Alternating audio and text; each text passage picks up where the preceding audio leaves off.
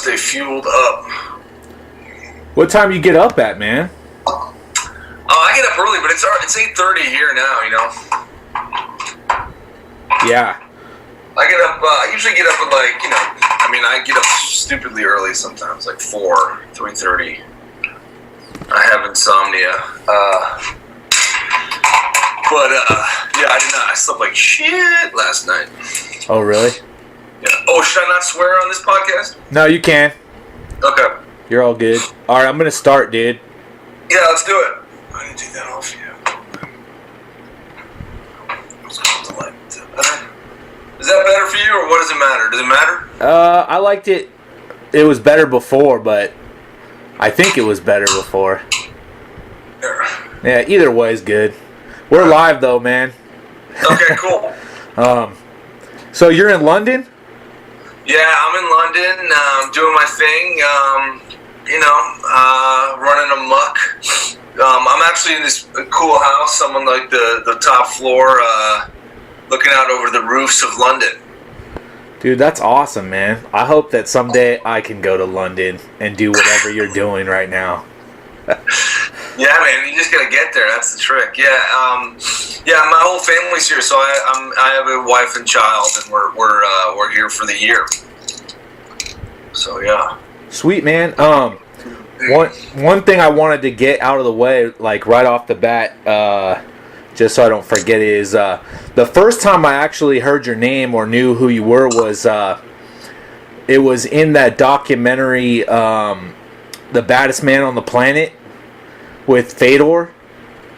Oh yeah, vaguely. Yeah. Right. Yeah, that's actually how I first got introduced to, who you were. I was like, who is this guy, and looked into who's this guy running his mouth? Who is this guy? I was like, who is this guy? Who is this guy over here?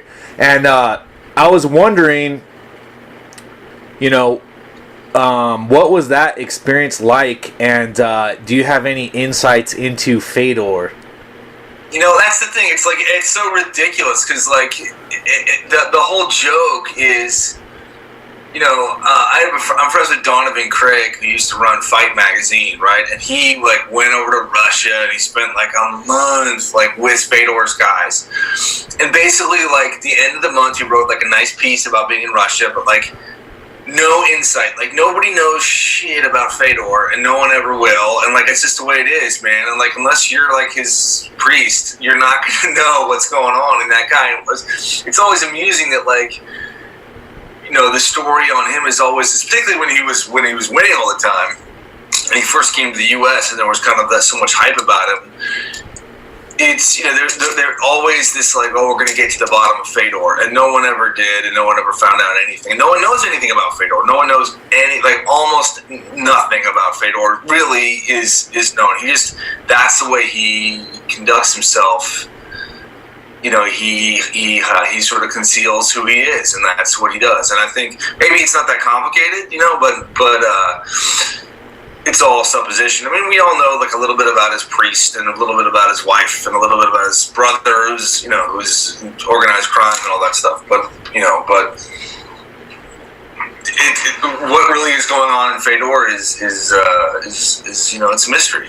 That's the way he likes it.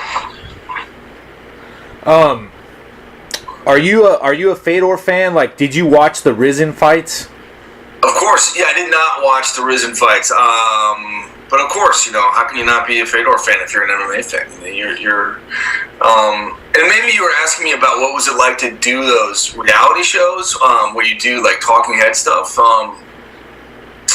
It's fine. You do millions of them, and they need people to talk. And they don't know anything about MMA or whatever the topic is. And so, talking about something you know a lot about is not hard to do. It's something you're genuinely passionate about. That's not a hard thing to do. So they're not difficult to get up there and yap a little bit like I'm doing now. I just gotta drink a lot of coffee. That's it.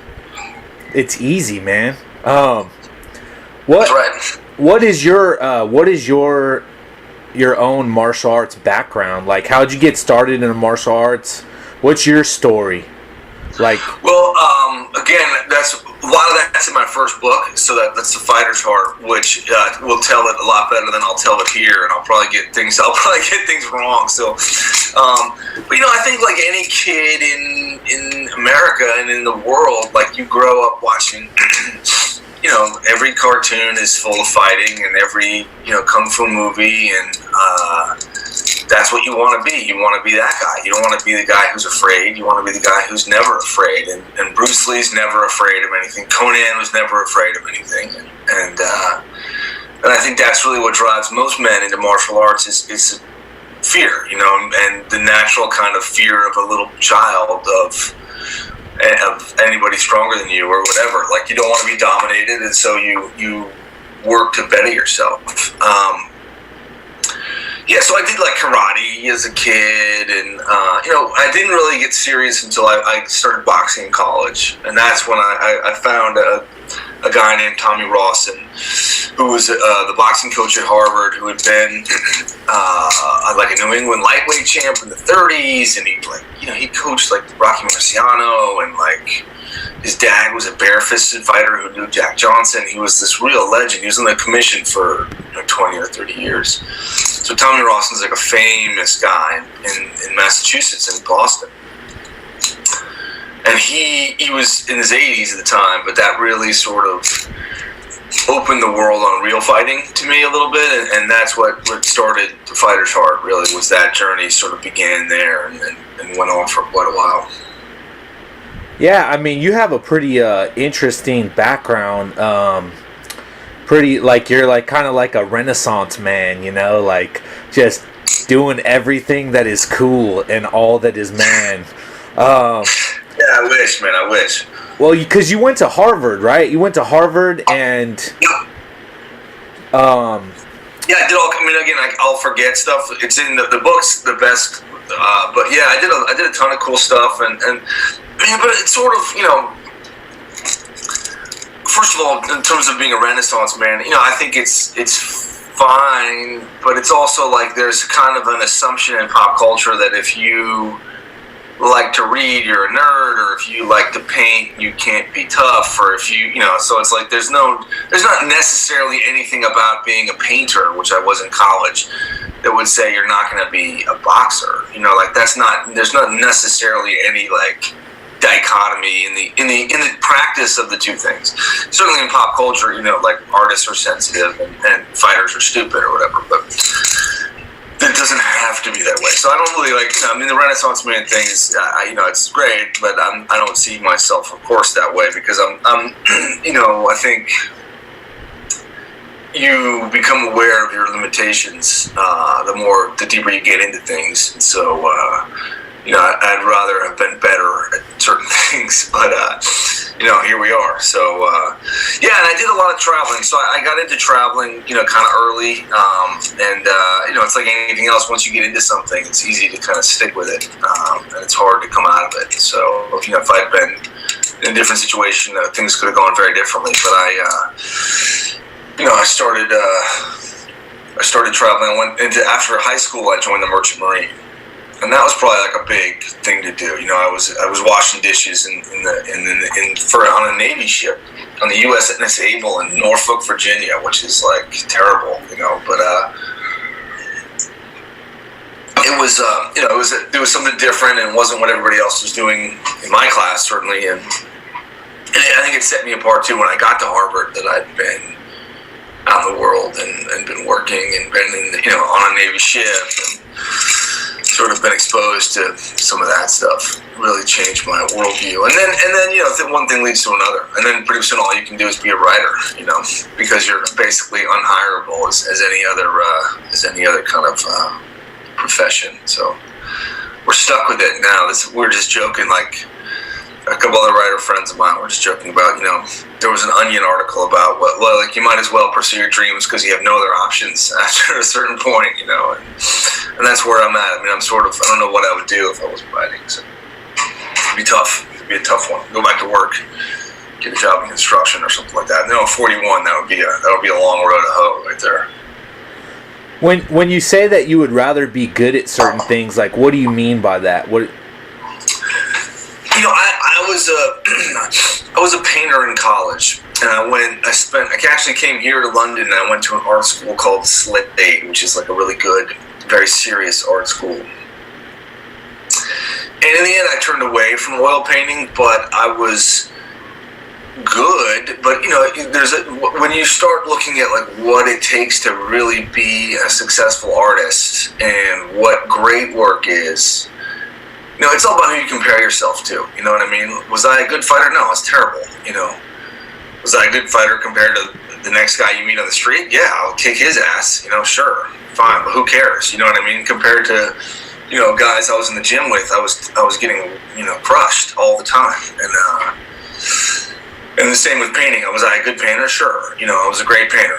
But was it compared to stuff that you see in museums? No, it was terrible. So it's all really about kind of the bar you set. And I do feel like with writing I have a chance to do something good. So that's kind of where my energy is, and that's where I feel the strongest creatively. And I do have an ego, and I do have a kind of belief in myself in writing. Yeah, that's about it. What was your experience like when you were a hotshot? How long did you do that for? I did 2 seasons. So I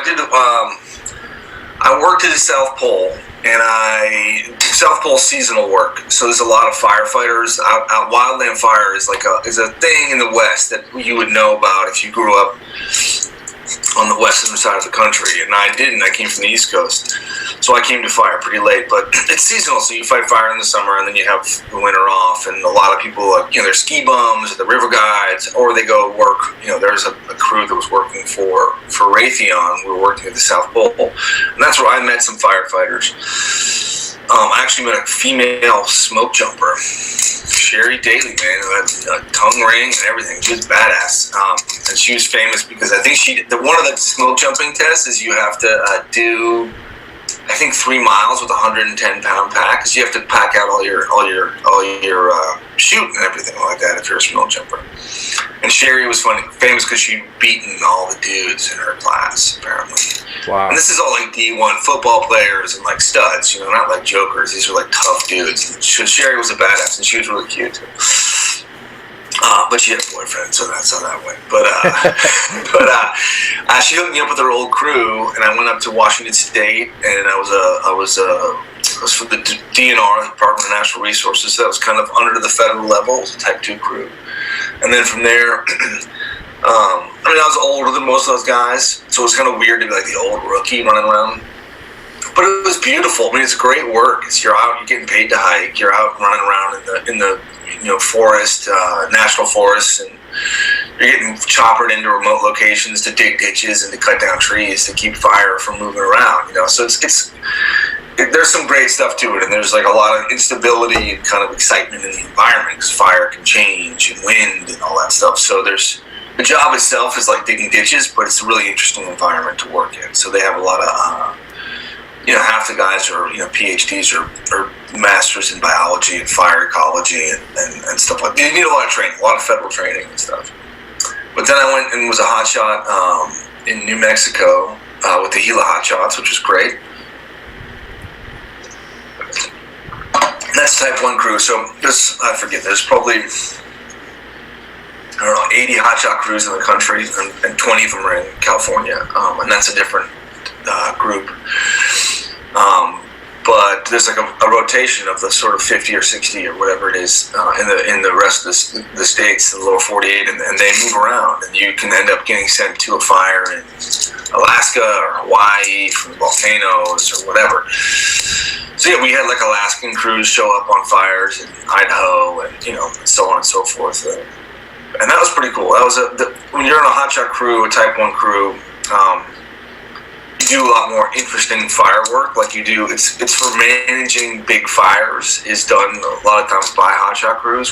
So smoke jumping is like kind of cool and sexy, and it's like the kind of romantic thing. But if a fire has 1,000 guys on it, putting 2 guys on it isn't going to make a difference with 4 guys on it. So smoke jumping is about initial attack, like getting to a small fire really quickly. Where hotshots is like a 20-person crew or 22 or whatever, and they're more about burning out and managing, trying to control big fire, corral big fire. So it's a really hard job, but it's also interesting. It was super fun. But I only did a couple seasons, and then I started, selling stories and publishing stuff, and I actually sold the book deal, so I had to go do that. I had to go chase that up. Hey, that's a good deal, man. Hotshot life ain't no joke, man. Oh, do you know about it? Have you been a hotshot or anything? No, I was on a wildland fire use module, which is kind of. Yeah, I know what it is. Yeah, you know all about it. Then you know the whole routine. You know what the deal is.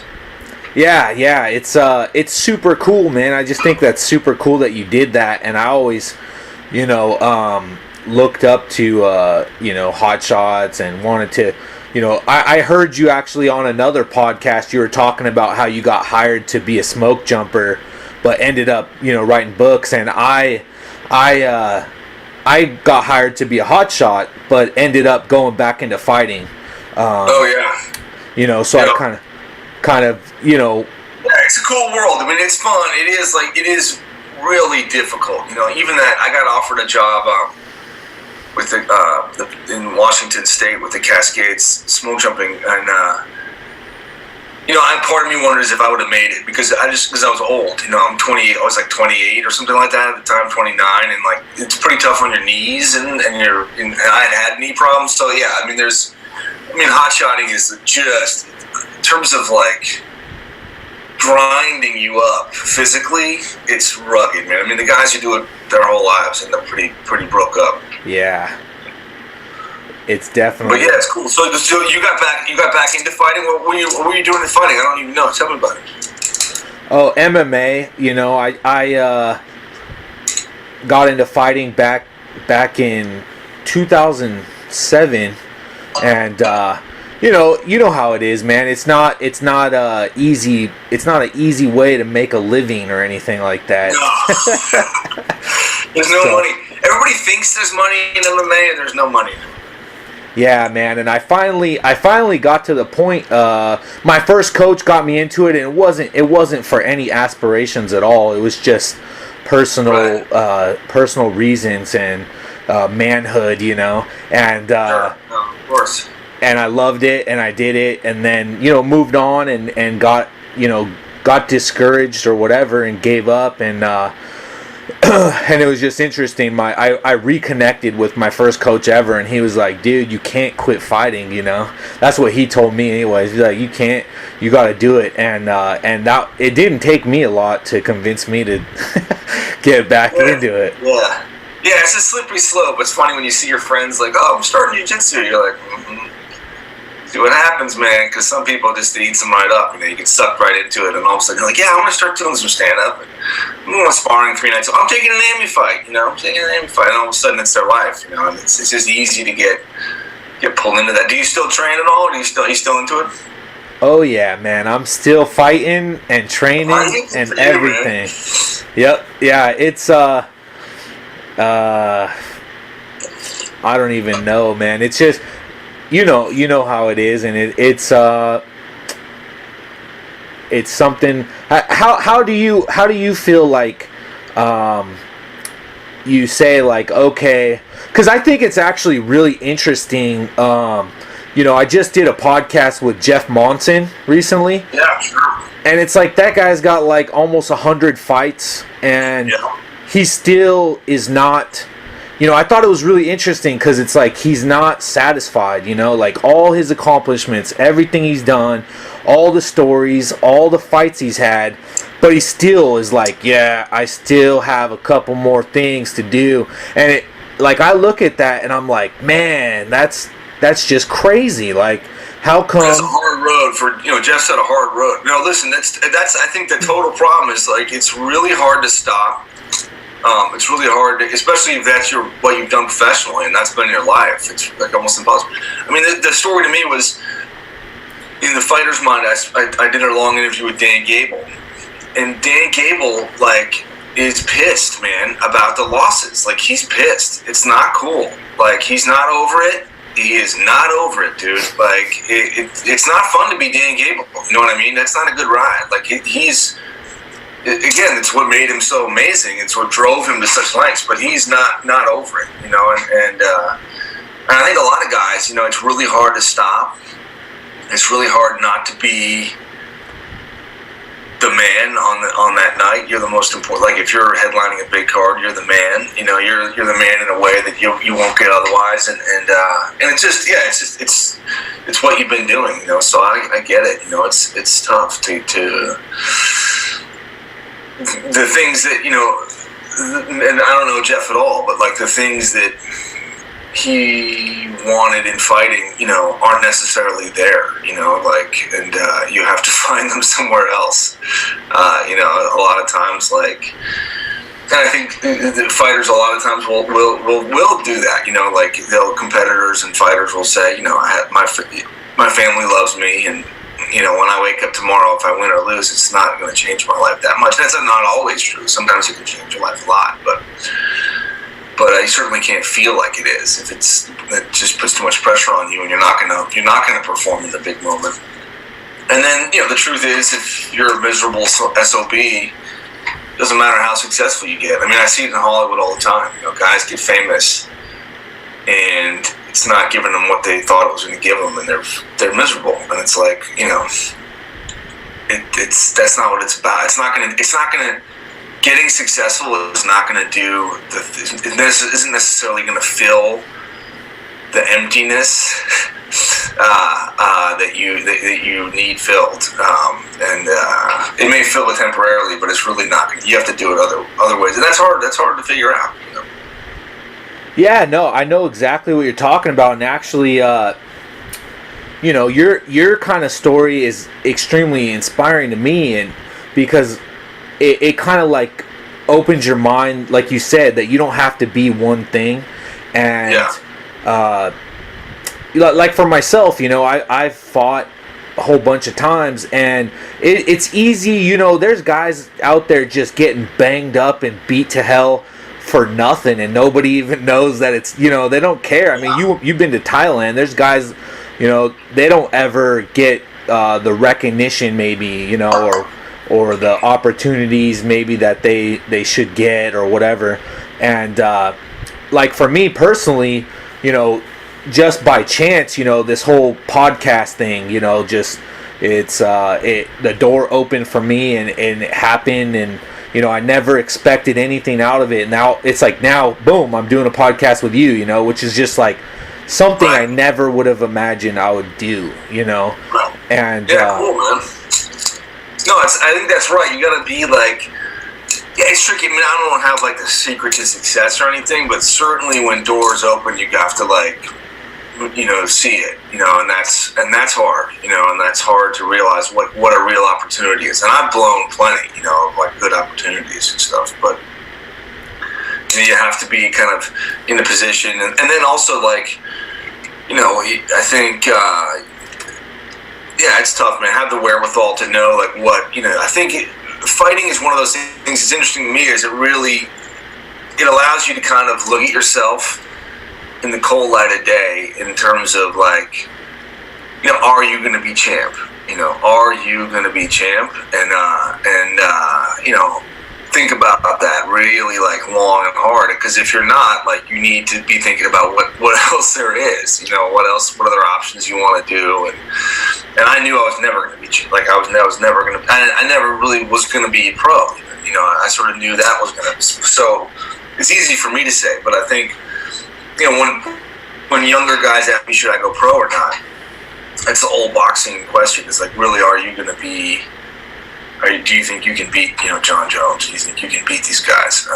And if you think, yeah, then maybe think about it some more. Talk to your coach. I don't even know what we're talking about, but I just went off on a little tangent. But yeah, I mean, I it's all good, man. I'm glad you're you're broadening out, because there is a ton of interesting stuff that I think fighting leads to, and I think fighting really is a good introduction into a lot of the world. Yeah, I mean, I think too, I know you went through it, fighting. It just shows you that there's more to it too than you think. Like, for example, like when I talked to Jeff Monson, I asked him, I said, man, why do you think Fedor's so good? You know, like what is it about Fedor that kind of makes him different than everybody else? And Jeff Monson said, he goes, he said, everybody gets nerves when they fight, you know? And he said, you know, you have your 100% performance that you could perform at. And he said, you know, your nerves will diminish your performance. So say you're really nervous or whatever, your performance goes down to 80% or 70% or whatever.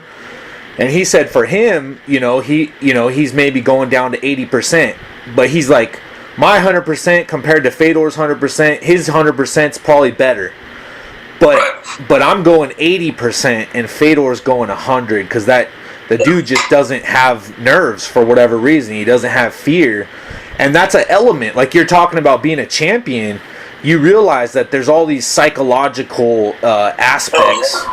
Yeah, no, it's huge. I mean, I don't know if you ever saw these videos of these daredevils, these like Ukrainian daredevils that are like hanging off of steel beams, like Mustang Danger or something like that. Yeah, I've seen that, yeah. Well, you realize, like, oh, that guy doesn't have fear of heights. Like, it's just, he doesn't have it. Like, it doesn't exist for him. Like, he's not, you know, you and I would be like, oh my God, you know, hanging onto the beam or whatever. And, like, he's, like, at the playground. Like, because for whatever reason, there's something a little bit wrong in his head, you know, that he doesn't have that reaction. And then, you know, they talk a lot about the sensation-seeking scale and adrenaline junkies and stuff, and it's people, you know, often that are drawn to more extreme sports or fighting and stuff like that, is that you have a lower kind of excitement, lower reaction level to most things, so you seek a higher intensity, you know, and so you need more. You know, it's like a natural drug addiction of endorphins and adrenaline. So adrenaline junkie is kind of like a real thing. Like you're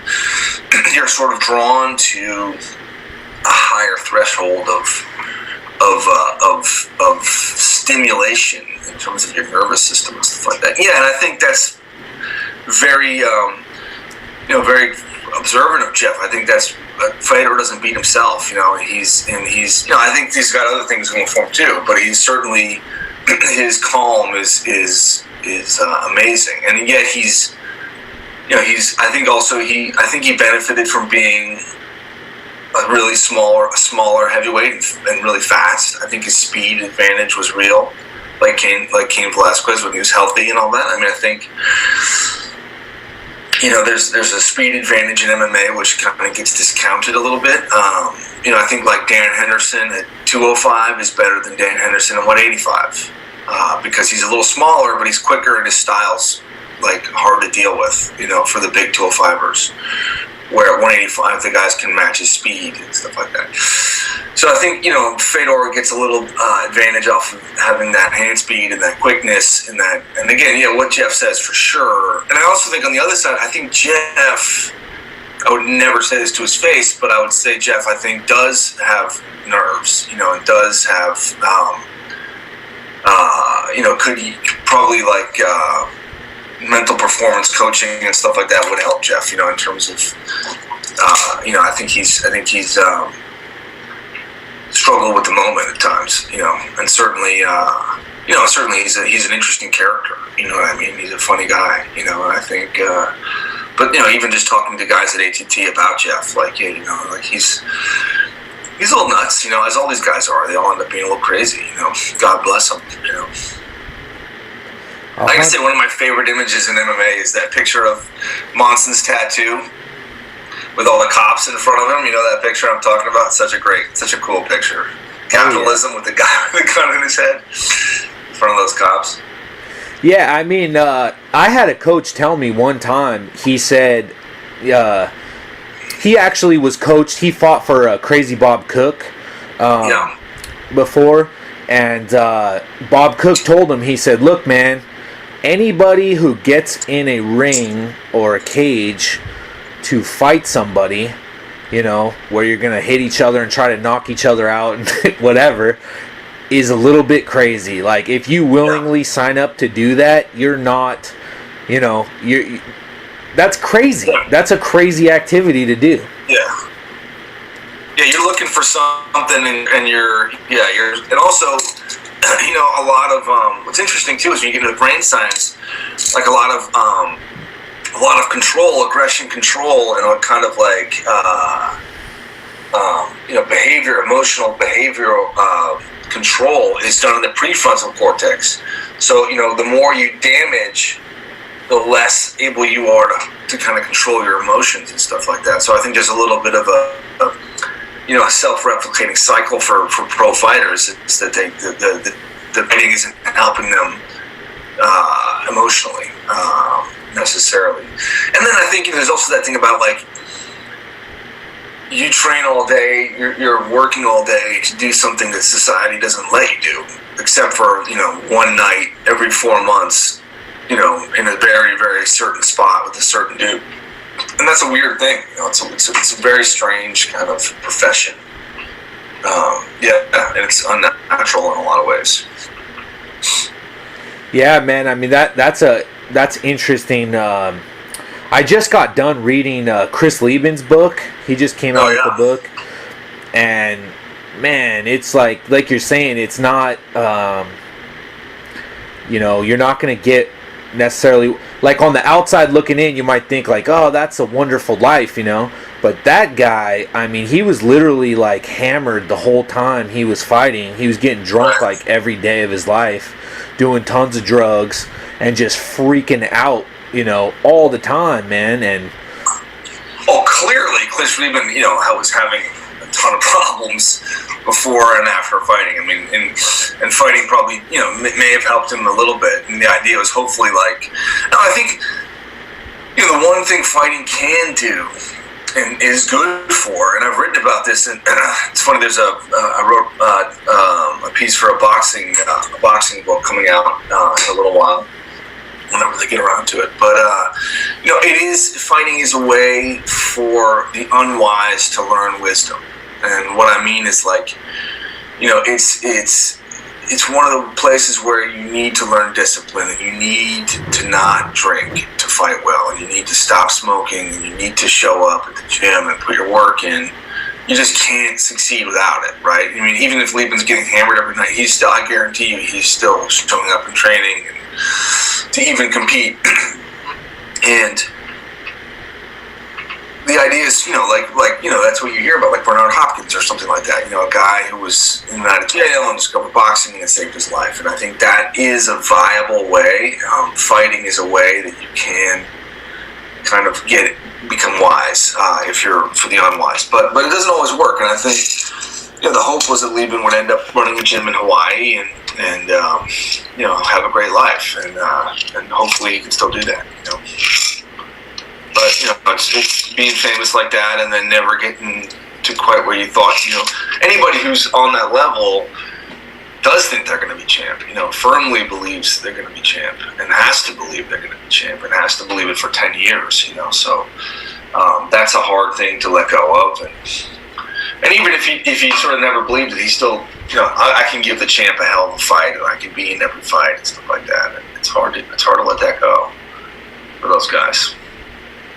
I have a lot of sympathy for the Chris Liebmans of the world, the Junie Brownings of the world, Yeah, man. I mean, I've always thought too, just because I've known a lot of guys who fought a lot, and it's like timing and luck is kind of an aspect I think people don't realize. I have a friend. He's a really good fighter, man. I used to train at AKA. And I used to see like Cain Velasquez all the time, and Mike Swick, Josh Koscheck, all those guys, and looking at Cain and watching him in the room and everything. Another friend of mine, DJ Linderman, he's a guy I've trained with since I started. He's just like Cain. I mean, the same exact dude, like just built like, he could just fight a bear or whatever.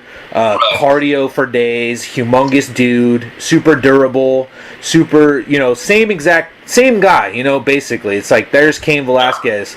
But, on his road up, he, in the World Series of Fighting, he was in World Series of Fighting, and then he fought, Anthony Rumble Johnson, right when Anthony Rumble Johnson found himself, like right at that moment when he discovered like, hey, I should be 205 pounds and just like knock people out, and DJ got caught, they fought, and Rumble caught him, And it's like, me looking at it, I'm like, dude, Rumble could literally knock out anybody. I mean, that guy, if he catches you, I don't care who you are, But it was kind of like that pivotal moment where DJ could have went to the UFC or whatever, but instead he got knocked out by Rumble and kind of set back, and it's like nobody, I mean, people know who he is, but he's not like, he didn't do it in the world title fight in the UFC.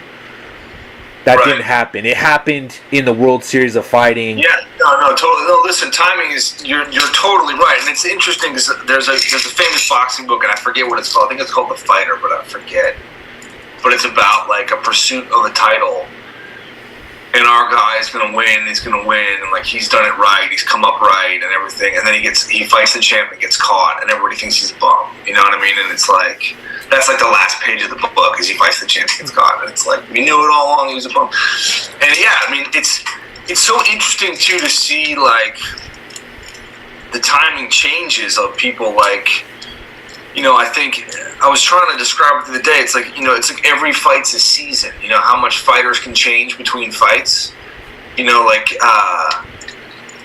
just really interesting how much a guy can be past it a little bit. And all of a sudden, he can't do what he used to do, and a little tiny changes like that. But yeah, I know what you're talking about. Your friend, I have friends similar situation, and timing is that's the one thing you can't control. And it's true with a lot of things. I mean, like movies, books when they come out. Like my last book was called The Disaster Diaries. And, I did a ton of press for it. I did, like USA Today or Good Morning America or whatever. And like things like, Rogan's podcast, all these things. And it like, Fighter's Heart sold better, like it's still selling, but it's not, and it didn't quite land. And I think it was a better book, but it didn't quite hit the zeitgeist of the public, or what they were looking for, or didn't quite get attention in the way. And that things can land like, 50 Shades of Grey at any other time, would it have been sold 35 million copies? I mean, clearly not. Like, not on its merits, but it just landed, came along, and everybody was looking at that thing and took off, It's interesting. And then there's there's guys who can't be denied, right? Like John Jones or, some of those guys. Like, it wouldn't matter, what era he comes up in, he's going to be tough enough to beat guys, find ways to beat guys and stuff. So yeah, it's interesting stuff. Yeah, but man. I feel your pain. What do you think about John Jones? I don't know what to think of him really. Like I think he's a phenomenal fighter. Obviously, he's like the best in the world right now. But like I don't even know what to think of John Jones, honestly. Yeah, I don't know him at all. Never met him. I know Greg a little bit, and I know some of those guys, Winklejohn and those guys a tiny bit, and I like those guys. I feel like John Jones, his brothers play football. One of his brothers plays for the Patriots, and like he's comfortable in that world of being a big athlete. I think the other side is, I think there's a lot of hate. I think there's a lot of like, hate for black athletes. In like that it's cool when Chael Sonnen does it, but it's cocky and arrogant when John Jones does it, or whatever. Or I think Floyd has a point. I think the whole Floyd Mayweather and Conor McGregor kind of beef was hilarious. I think Conor was so on track when he's like, well, Floyd, my fights are exciting. Like, I try to finish guys. Like, that's what you should say, Conor. That's great. As soon as you go on to like the Irish were suppressed too, you're like, no, Conor, don't. That's not it, dude. Don't. That's not. No one cares. I mean, yes, the Irish were suppressed, but does not compare to like the Black American experience or slavery in America. Like, it just doesn't. But yeah, your point about Floyd being boring, yes, dude, yes, like 100%, and like make that point, and that's what we like Conor for. So yeah, John, listen, I mean, he tore through 205, right? Like, he tore the hole in 205 like we'd never seen anybody do, like, and nobody wants to fight him. He's with that reach, and style, and but everything changes, right? Like, I mean, what Gustafsson did, basically nearly beat him. Really could have beaten him, and I thought he did. You thought he did win? I thought Gustafsson won. I mean, if you're talking about like points, I thought he out. Yeah. I mean, I thought John Jones probably did more damage, with those elbows. Like he did the more brutal. He caught him with that one elbow. Yeah, I don't really remember the fight, but it wasn't like a robbery, right? It was. Yeah, Gustafsson, like what Jones had been doing, you didn't think Gustafsson was going to have a chance, like in terms of, I didn't think he was going to be able to keep Jones off him and not get taken down and all that.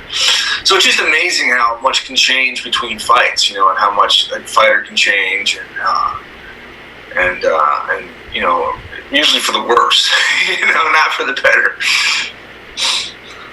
Yeah, it's funny too, like what you're saying about timing. I remember somebody telling me once, they're like, man, it's got to be there's these guys that come along, like you say, that won't be denied, and they just ruin everybody's good times, like GSP. Like if it wasn't for GSP, then Josh Koscheck, Jake Shields, whoever would all probably be world champions. Yeah.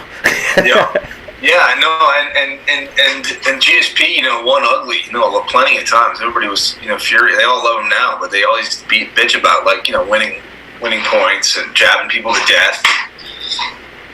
But I like that. I mean, I think it makes, I hate the kind of the stand and wang kind of mentality, or I do want to see finishes. Like I think, when you get grinders who don't look to improve and never look to finish, that's boring, and I think that should be kind of tried to mitigate it a little bit. But you definitely want to see the best guy win. I don't want to see. I mean, that's I think what the UFC struggles with a lot, and MMA struggles with a lot, is its connection to pro wrestling. Which is when you control everything, do you want to see the most exciting fights in the world, or you want to see the best fights in the world? And they're not the same, and that's tricky, and that's hard on fans. And I think you've done it a lot, and I've done it enough that I'm on the more purist side. I want to see the best guys. Like if Damian Maia can get to the top, with a great slick ground game, and let's do it, man. I'm totally down for that. Or John Jones, fights boring and people get mad. But I don't know. It's. I think that's something that they struggle with, which is their matchmaking, and they really want to see guys, go out on their sword. They want to see you take chances. They want to see you take those risks and get the knockouts. But on the other hand, it's like as the titles get bigger and more life changing, like GSP, it's too big a deal. GSP can't go waiting in there throwing bombs. We'll see what happens to Conor. Can Conor keep doing? I mean, it's really interesting to see. Is he as good as he says he is, and what will happen? And is he gonna, if Dos Anjos, doesn't rush him, what's going to happen? It'd be great. It's an exciting fight. And again, what happened to Aldo? You never would have thought that. And that was the only fight I was looking forward to for the whole year. Was that fight? I was like, oh, that'll be a good fight, and it was terrible. So it was depressing. It just shows you, I think Aldo's lost a bit, lost a few steps, really. And he got caught. So I kind of thought, it's kind of like the whole Cain Velasquez, Junior Dos Santos thing, I think, Junior Dos Santos knocked out Cain, but then they fought two more times and Cain just, mauled him. And yeah. I mean, I can't go against Conor because obviously the guy, he does what he does, but I think if he fought Jose Aldo again, I think Jose Aldo would beat him personally. That's just me. I mean, that's what I think would happen. I don't know. It's I think Aldo's lost his step maybe, and I think the weight cut's hard for him or whatever, and he's slowed down a tiny bit. I mean, that kind of explosiveness is not. Again, his first few fights, he was the baddest thing you'd ever seen. And it was fantastic, but he loses that step, that youthful step, and that's what fighters can change so quickly. And Dos Anjos, like, no one ever thought he was going to run through Cerrone like that, ever, and a bunch of his wins, like, he's never been, I don't think, favored to beat a lot of guys, and he's just a very complete package, so how's he going to do against Conor? I think he'll do great, but if he rushes in, he can easily get countered. And I was thinking about this the other day, actually, so you remember Dan Hardy? And Dan Hardy knocked out a friend of mine, Rory Markham, who was a friend of mine over the years, and Dan Hardy really was a hooker. Like, he had a great hook, like a great left hook, and he was catching guys with that. Once you sort of knew about that, and people were really aware of it, and Condon, of course, hooked them, and they ended up knocking each other out. But I think, if you didn't give him that countering opportunity, he wasn't as good a fighter. Even though he was a great fighter, he fought for the title and everything. But certainly he had a poisonous, left hook or whatever, or maybe it was a right hook. It was a lead hand hook, and maybe Conor's got something like that. He's got a couple of great shots, but otherwise, because he does get hit, he gets marked up. So it'll be interesting to see what happens. Yeah, he does, man. He always gets hit. That's what I thought was going to be his downfall. I thought Jose Aldo would just keep hitting him, but obviously he got knocked out. I mean, it happens, though. That's fighting. That's what I love about fighting, though. I mean, that's the beauty of it all, I think. Yeah, no, it's so fun because and it's funny too. I always find like a fight has to be live. Like as soon as it's not live, it loses so much of its immediacy. It has to be this kind of like discovery we're all having at the same time. And the outcome. It's the nebulousness of the outcome that makes it thrilling. And it's even you watch old fights. Yeah, there can be some great ones, and you can get really excited, but it's not the same as seeing the great one at the time, and being there or even watching it on TV if it's live is a whole different kind of rush, and we all are. That's what we're all looking for. We're all just a bunch of junkies looking for that. Yeah, I actually got to be there live when Fedor fought Verdum. I lived in San Jose. My best friend, his dad worked at the I think it was the HP Pavilion where the fight was at. Yeah. And literally, we went there just to watch Fedor just destroy some guy. It was like, oh yeah, here's this guy Verdum, like he's not even good. I think he was like 13-5. And it was like, dude, this guy has no chance against Fedor. Like, it was kind of like, man, it sucks that Fedor has to fight this guy, I remember thinking that. And so I was like, all right, we're just going to go watch Fedor beat this tomato can, And Fedor, was my favorite anyways. I was like, this is awesome to watch Fedor live. And then when he lost, it was just like, I couldn't even talk. I remember I was just like completely like, my whole entire reality of all that is true in the world is gone. That's awesome. That's cool, man. Yeah, that's crazy, dude. That's funny. Yeah, it's funny when the favorite goes down. I mean, that's what we watch for. It's like every now and then you get that guy who's the underdog and pulls it out or really surprises you. And, I mean, I think the Conor McGregor-Aldo fight, a lot of jaws were on the floor, in terms of, including Aldo's, he was pretty shook up, how fast that went. And, yeah, man, that's why you got to have the fight. It's a collision of realities, right? There's two different narratives, and only one will survive, and that's what we're interested in. There's two different whole stories and outcomes and all that stuff. Yeah, it's cool. It's cool. I actually saw Fedor versus Big Nog in Pride in New Year's Eve in like maybe it was 2002 or 3 or something like that. But I think it was the last time they fought, and there was a decision, but Fedor dominated them the whole time. But it was cool. It was cool. It was a crazy crowd. That was those crowds were insane. That Japanese crowd and stuff. So that's I think.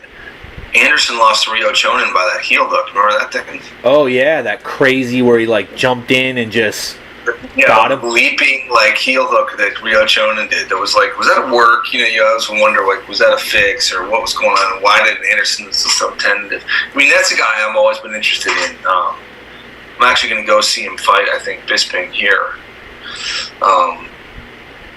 I was going to write a piece for a long time, like, is Anderson Silva batshit crazy? You know, like, it's like, is he nuts? Like, does anybody know? Like, what's going on? Because he can perform so well and then perform so badly.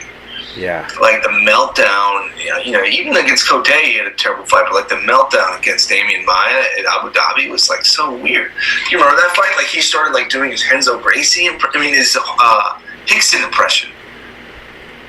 He does, like, a Hickson impression of, like, you know, like, he does like this and walks around, like, and he's like talking all this trash to Maya and stuff. Like, he really like kind of lost his mind in the weirdest way.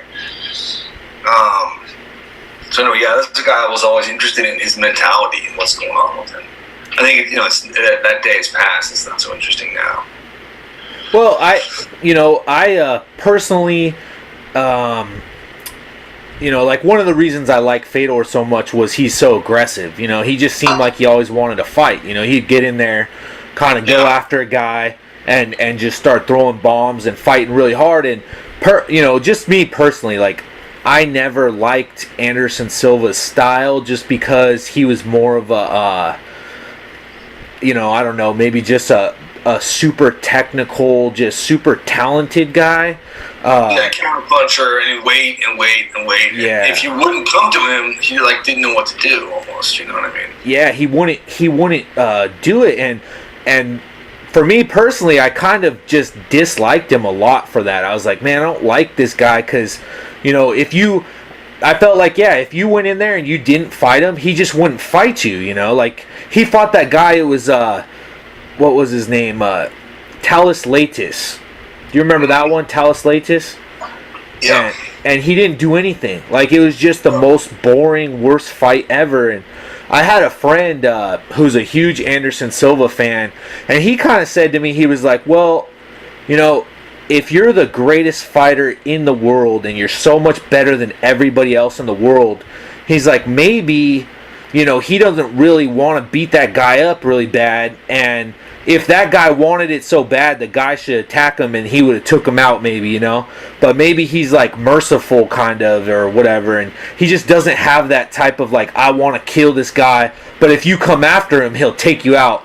And I thought that was really interesting. I was like, I never really thought about it like that. Like, yeah, I'm not sure I agree with that. I mean, I think it's possible. That seems like a kind of a supposition. I mean, but again, who knows? You know, I mean, I think. Yeah, he definitely. You know, if you're he wants to counter and he wants to. You know, he wants to do. I think he. I mean, my sort of theory was more like if it's not perfect, he doesn't want to do it. You know, if he can't be perfect, he's not going to do it. If it's going to be ugly. I mean, you remember when he was fighting? What's his name for the first time? Weidman for the first time. I don't know if you saw any of the interviews that he did, but like he did an interview a week out where he'd been talking about retiring and all this stuff. And they're like, what do you see the ending of this fight being? And he goes, Chris Weidman, champion of the world. And you're like, what is going on with this dude? You know what I mean? Like, I'm not saying he wanted to get knocked out, but he was... And again, like, the way he fought that fight was bizarre, right? Like, he didn't fight smart. You know, he was doing... And he got caught and all that shit. Which, you know, that's what he likes to do, but and certainly, you know, he just beaten a lot of dudes, but it's weird, man, you know, and maybe, I don't know, I do think, yeah, again, mentally a really interesting fighter, you know, who could do things that, you know, like, again, like, Forrest Griffin never got over it, you know, and what he did, you know, and like, it's still, to this day, never, you know, but, it was like the Matrix. It was like our fantasy of what a fight should be. You know, it was like your high school fantasy of beating a bully was that fight, right? So yeah. Anyway, it's interesting stuff. Yeah, I mean, that was one of the most incredible things I've probably ever seen. Was that when he did that? Just because Forrest, you know, it was like he actually touched him on the chin, even, you know, with his punches, and Forrest is a vicious guy, you know. And to just put your hands down, that was amazing. I thought with Weideman, I definitely was like, man, you're taking this way too far, because he was getting hit like the whole time, you know. Yeah. And I was like, dude, what are you doing? Like, he lost that half step. Weidman isn't as slow as he looks. Like it's like he lost that tiny, which maybe Aldo had lost. Coming into the Conor fight, lost that tiny bit of.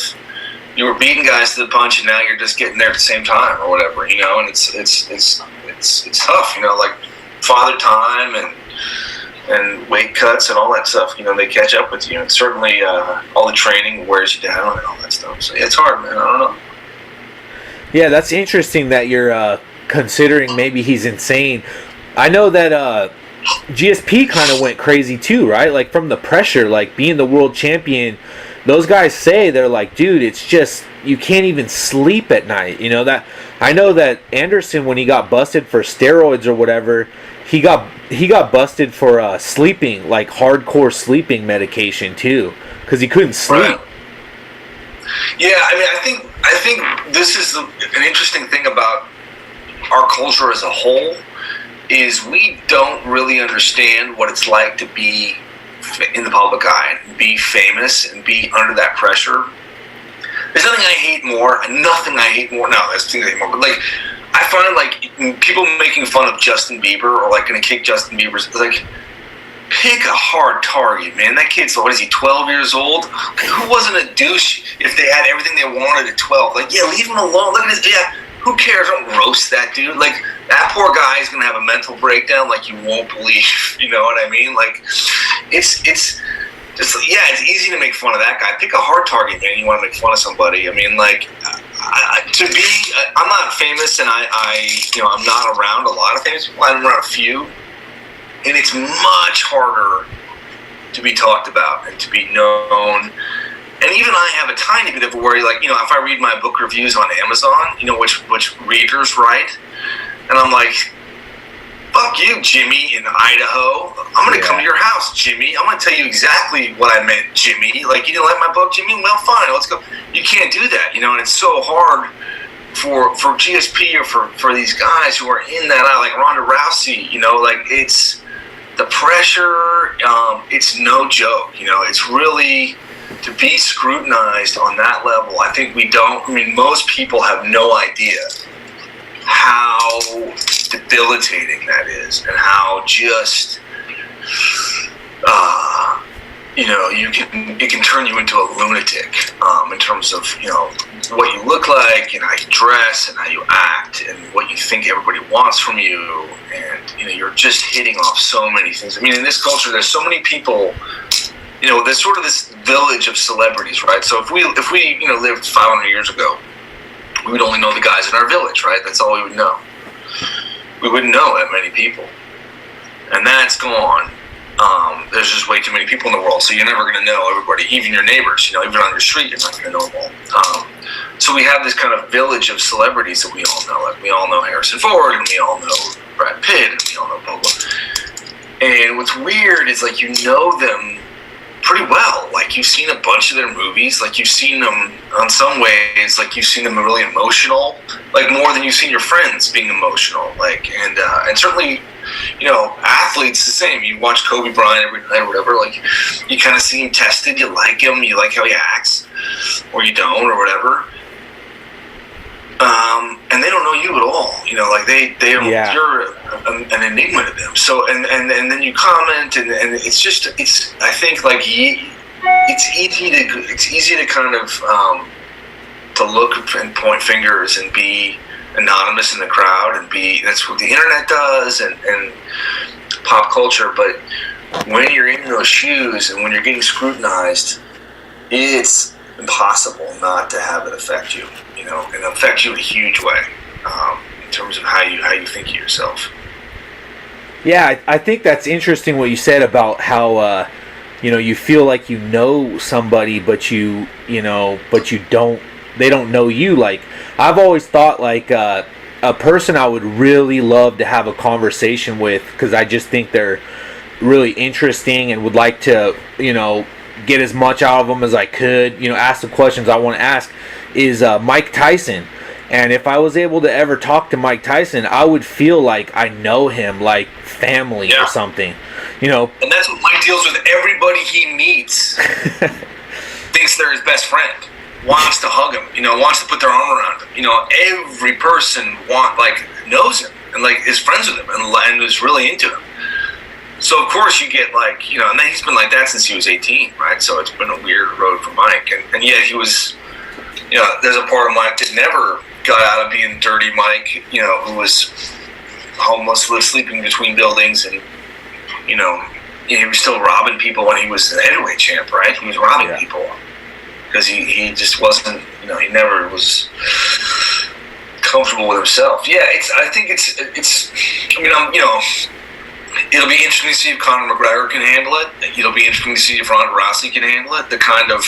We haven't had this in MMA where these kind of, real celebrity element, and it's changing the face of MMA. I mean, hopefully for the better. Hopefully Conor starts throwing his weight around and gets paid, and starts making some real money and starts doing his own thing. And some of these other guys can do that. There's nothing more I'd like to see than fighters to take 50-60% of what the revenue stream is, as opposed to 10% or 5% or whatever what the UFC makes now. It'll never happen, but I would like to see it. Yeah, it's an interesting thing, man. When you see, I mean, I definitely don't want to become some person that's like a huge, fighting for some crazy cause or whatever, but it's interesting to see all these ex-UFC fighters who are just really pissed off at the UFC.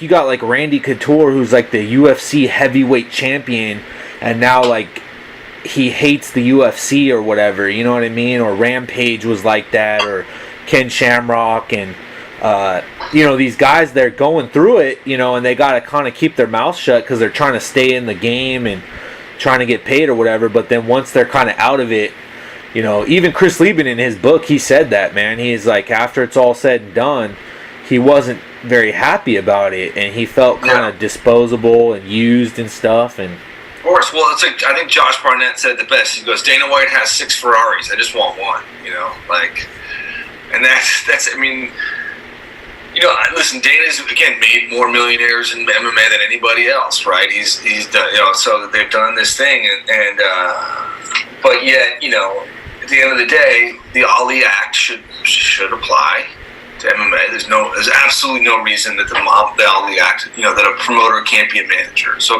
basically, one of the things in the Ali Act is a promoter can't be a manager, and the UFC is both, right? So there's certainly. They do managerial things. They own your perpetuity. They own your likeness and perpetuity, right? So you sign over your rights. You're which is bananas, right? Bananas. And shit like that. I mean, the contracts, anytime they want, they can drop you, and you can't ever get out of them. Certainly, it's very hard to. And they can put you, like what they did to Arlovsky the first time. They stuck him deep in the in the undercard. And things like that. They can bury your fights and stuff like that. So, yeah, the only reason I'd like to see a change is because I want to see better athletes in the UFC. That's all. I want to see, right now, if you're a really talented, black kid, 12, 13, 14, and you got the Mike Tyson body and the 50-inch vertical. What are you going to do? You're going to go play football or basketball, right? Those are your. You're not going to box, certainly. Not. You can't make the money, and the damage is so big. Now, hopefully, we get good fighters boxing again, and big guys boxing again, and we get that quality of guy, that's in the NFL or playing basketball in MMA. And I think we're starting to. Again, like John Jones's 2 brothers.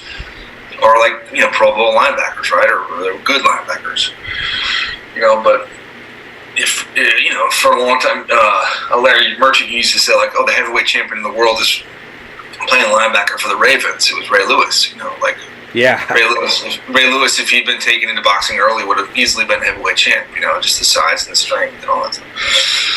So that's why I want to see the pay go up, is just because I want to see better quality athlete. I want to see, what those guys do with better nutrition and better, training and better all that stuff. And just to hire. I love the game, and I love kind of watching it evolve. I love watching MMA change and the way that gets the best is with money.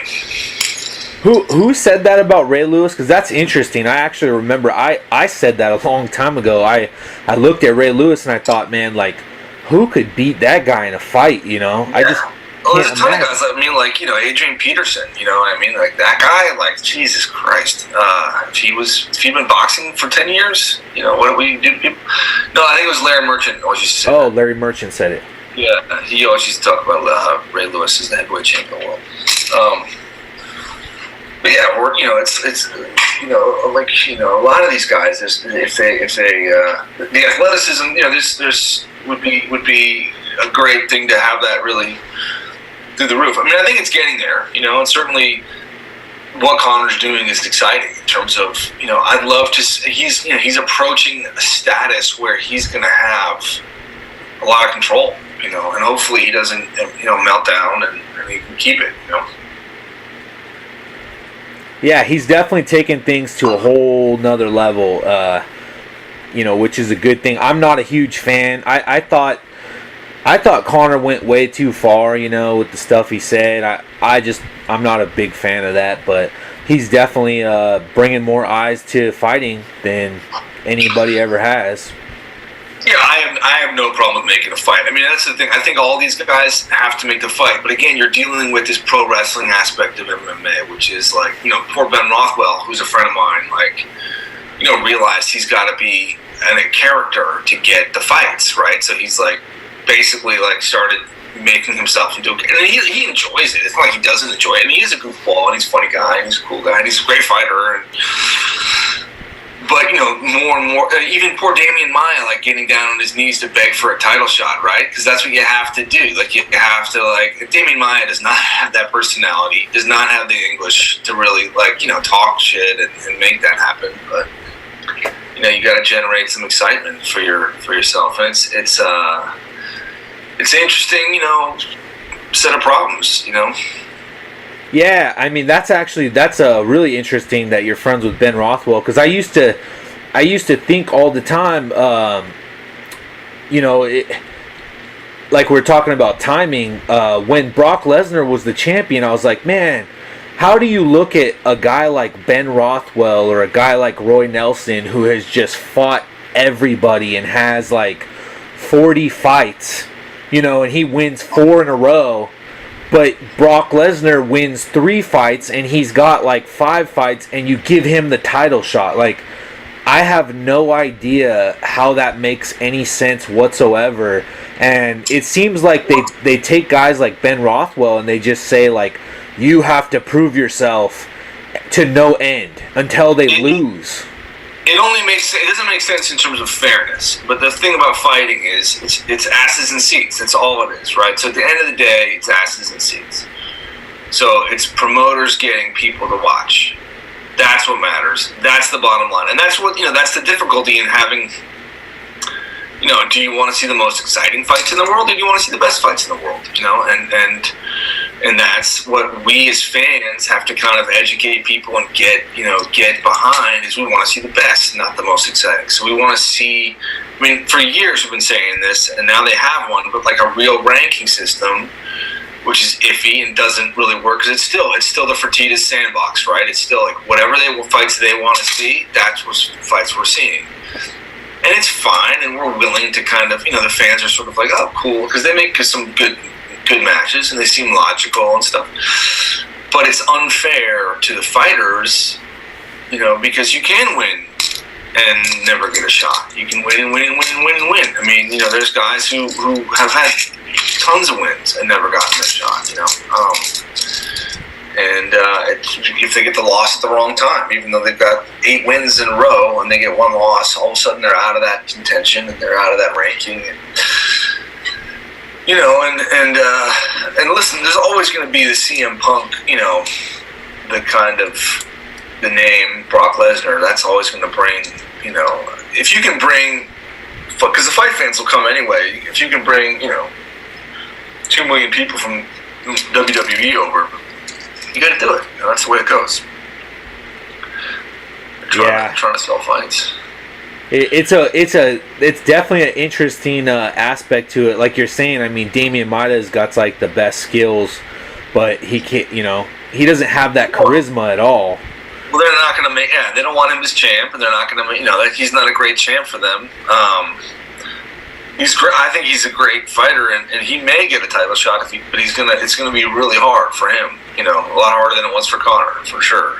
Conor just got Dos Anjos. Just because he basically said that's what I want to do, and they're gonna do it because it's gonna be gigantic. Because Dos Anjos is boring, and he's Brazilian, doesn't speak good English, and he's not charismatic. You know what I mean? So they don't mind if he beats him.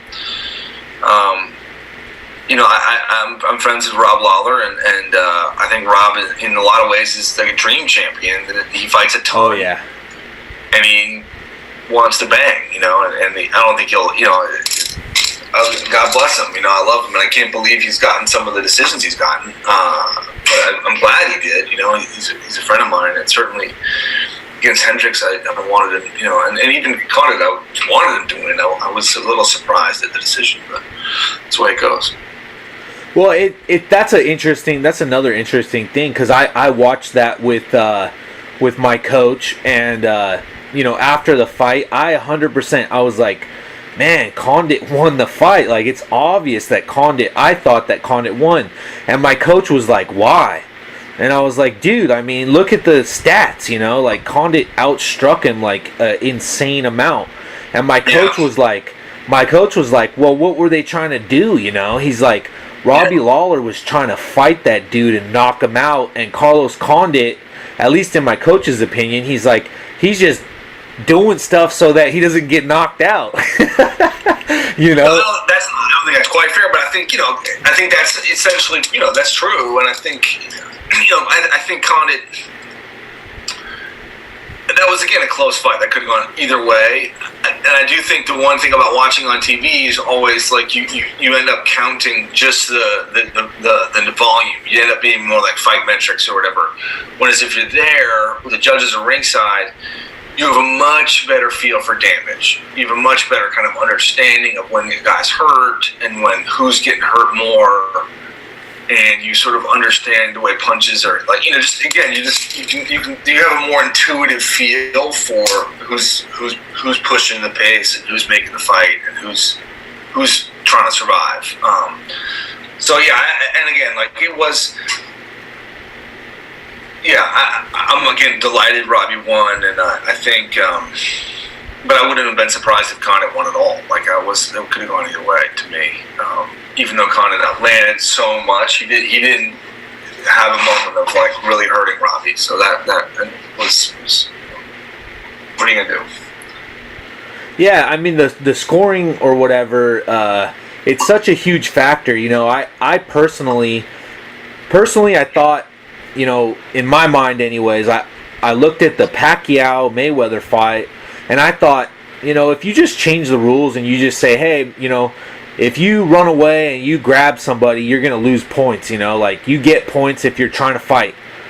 Pacquiao wins the fight, It completely changes. Dan Hardy always said that about GSP. Like, if you take me down and stay in my guard, that's passivity. You're not looking to, under the rules, that should be penalized. And that used to bother me about, some of Chael Sonnen's fights and stuff. They're like, he wouldn't look to improve, He would take a guy down, and Bisping and those guys, they would grind him up from inside the guard. Even Tito would do that. And not look to pass, not look to improve, just spend around or 2-3 minutes in top and chopping away body head or whatever. And I think it's interesting. I don't know, I do think there's a little bit of rules, points sway towards takedowns. I'd like to see that a little bit, less of a factor. It does matter, but if you can't do any damage, then it shouldn't matter as much. I don't know. It's tough, man. It's not an easy. I'm glad I don't judge fights. I wouldn't want to do that.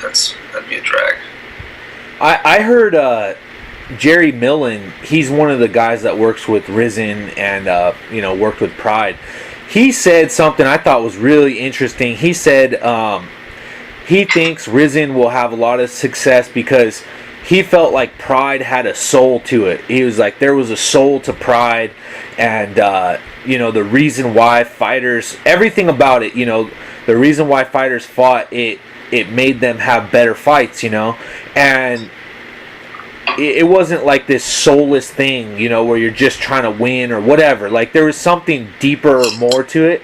And the way they scored fights. So I think the last round was worth a lot more. If you dominate the last round, we can win the fight. And the 10-minute first round was pretty crazy, and then 2-5, so it was pretty bananas.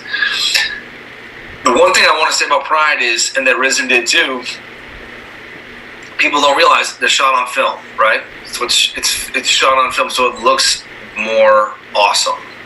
It looks awesome because it's shot on film. It looks like a movie, and that's what Pride was doing, and that's what Risen was doing. And the UFC is shot like most sports on digital, right? And it looks like sports. And when you shoot on film, everything looks better, man. I'm married to a filmmaker, and when you shoot on film, you notice these things. Everything looks epic. Everything looks like a Muhammad Ali fight. It looks, because those are all shot on film. So, there's little things like that which people don't even realize, like that's affecting how you see this, because you're seeing this much more epic thing. And then the UFC should do it, man. It'd be great. It would look cool. But it's a little more expensive, so, and it's just the way sports are shot in America. They're always shot on digitals.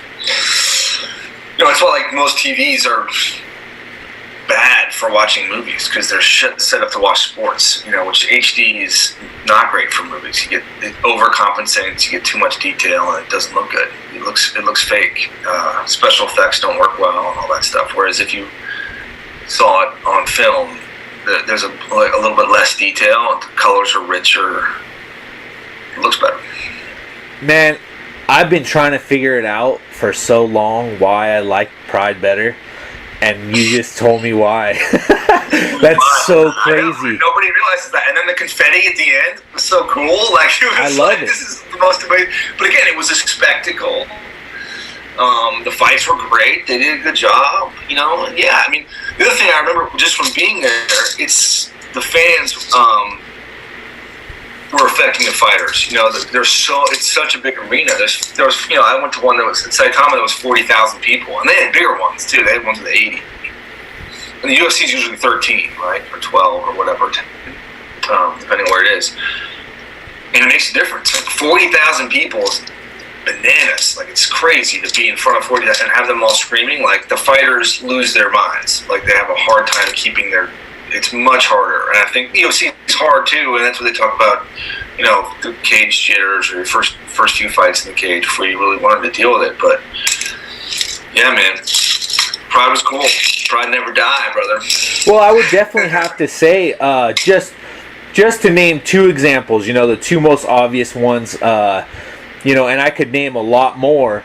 But if you looked at how, like, Fedor Emelianenko and how Wanderlei Silva fought, it was ridiculous. I mean, those dudes, both of them, they would start the fight and they would fight. I mean, the whole time, both of those guys were just going, throwing bombs, like just trying their hardest, to knock their opponent out or, submit them or finish them.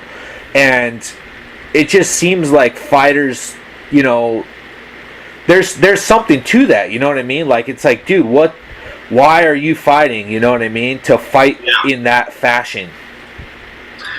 Yeah, that's why again, like Conor making fun of Floyd, like, make fun of him for not finishing, not trying to finish. If you're so good, you should be able to finish people, dude. Like, and I think Conor doing that, it makes me love him. I don't care about the smack talk. I want to see you, if he fights like that, God bless you, dude. That's what I want to see is that you want to see the fight get made, and I hate when guys lose fights after making the fight, by coming forward and pushing, and I get it, and I think, it is what we love about, like, Pernell Whitaker are great defensive boxers and guys that can, Anderson Silva can counter and make you, frustrate you, and Machida in his early career was like, he would make a fight super boring, and then he would come out of nowhere with a lightning bolt, right, and knock a guy out in the fourth round.